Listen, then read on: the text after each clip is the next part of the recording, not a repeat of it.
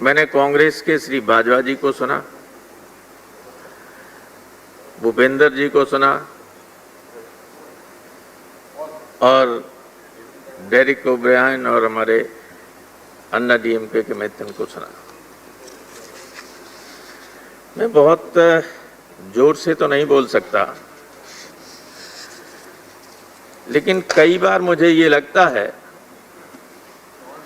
कि कोई न कोई ऐसा कंपल्सन है जिसकी वजह से सत्ताधारी दल न डिबेट करना चाहता है, न डिस्कस करना चाहता है। They are just rushing through the bills. इतने महत्वपूर्ण बिल, क्या ये उचित नहीं होगा पार्लियामेंट्री डेमोक्रेसी में कि देश के 60% से ज़्यादा लोगों को रोजी रोटी देने वाले सेक्टर के बारे में जब आप बिल लाएं तो विपक्ष के नेताओं से भी बात करें और देश के तमाम किसान संगठनों से बात करें। आपने कोरोना के नाम पर ये सब अध्यादेश जारी कर दिया और बिल लाए, किसी से कोई पूछा नहीं। आप केवल अपने जो बीजेपी का है, भारतीय मजदूर संघ, उससे ही डिस्कशन कर लिया होता, वो भी नहीं पूछा। आखिर क्या कंपल्सन है, क्या मजबूरी है?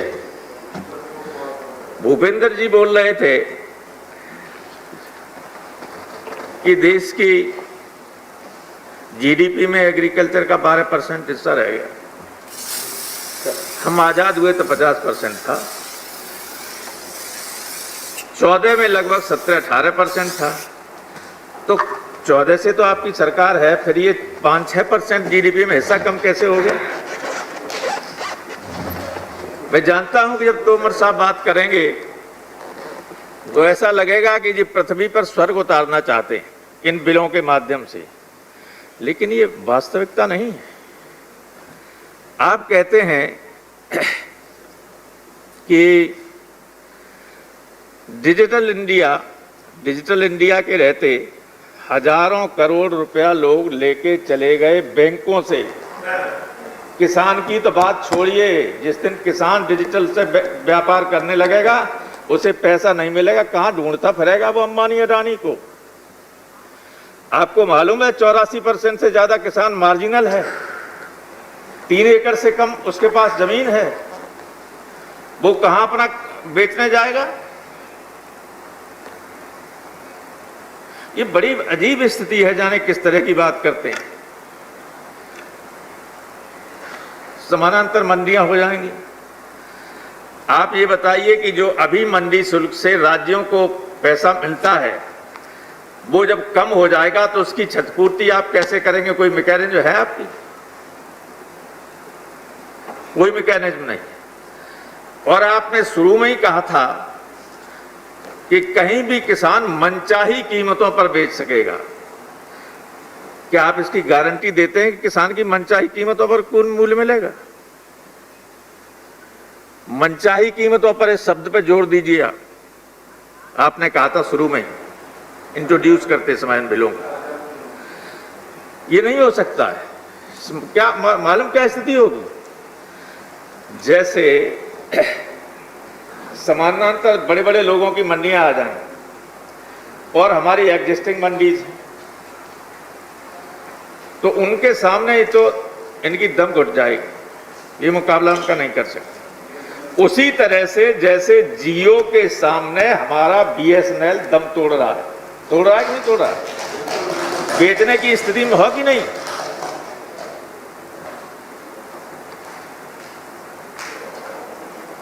और आप तो किसान के परिवार से आते हैं, अगर अदरवाइज न लें, बुरा मत मानना, मेरी मनसा खराब नहीं, लेकिन मेरे मन में ऐसा लगता है, ये लगता ही नहीं कि बिल आपने बनाया है।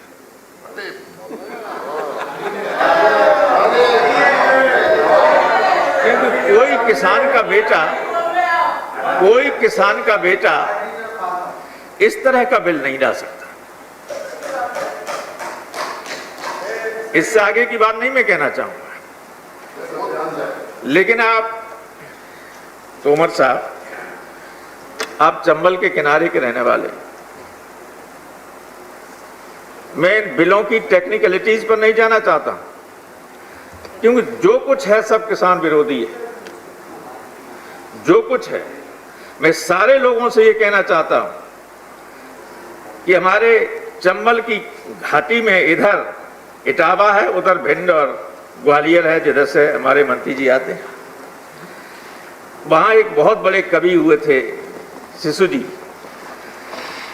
तो वो जाते थे चंबल के किनारे, तो एक तरफ पनघट था, क्योंकि चंबल का पानी बहुत शुद्ध था, इतना शुद्ध पानी कहीं हिंदुस्तान में नहीं था। लोग वहीं से पानी भर के महिलाएं लाती थी, और एक तरफ मरघट था।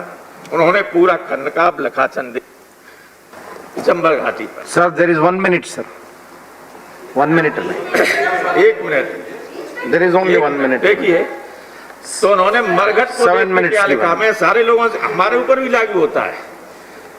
4 लाइनें में कहना चाहता हूं कि स्वर्ण भस्म को खाने वाले इसी घाट पर आए, दाने बीन चबाने वाले इसी घाट पर आए, गगन ध्वजा फहराने वाले इसी घाट पर आए, और बिना कफन मर जाने वाले इसी घाट पर आए। इस सत्य को, जीवन के इस मर्म को समझिए।